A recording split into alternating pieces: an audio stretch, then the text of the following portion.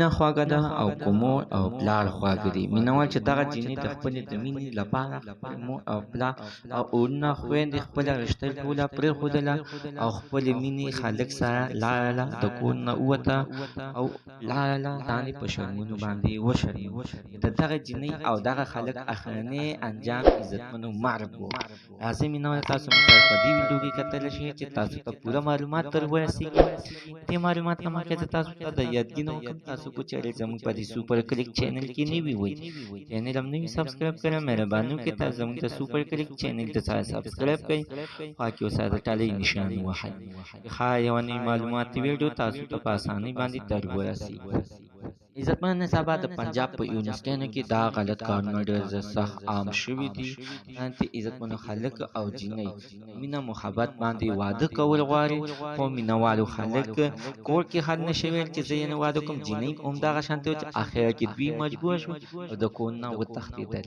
مینهوال چې د کور نه وتښتېدل نو مینهوال دې جینۍ پسې خپل مور او پلار جارل په سرو سترګو چې یعنې لور مې چېرته کې لاړ، خو موږ سکول ته کالج ته یعنې د سبق دپاره رالېږلې وه، تاسو موږ څه بل څه ته خو نه وه رالېږلې.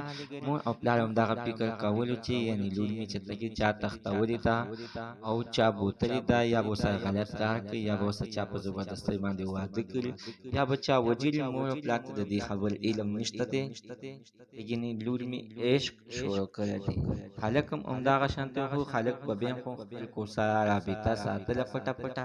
اخر عزتمنو د دغه جینۍ وروڼه خپلو خور پسې ګرځېدل چې اخر یې پیدا کړي او عزتمنو د غیرت په نوم باندې خپله خور هم قتل کړه او هغه خلکو یې سره قتل کړلو. څومره د شرم خبره ده عزتمنو.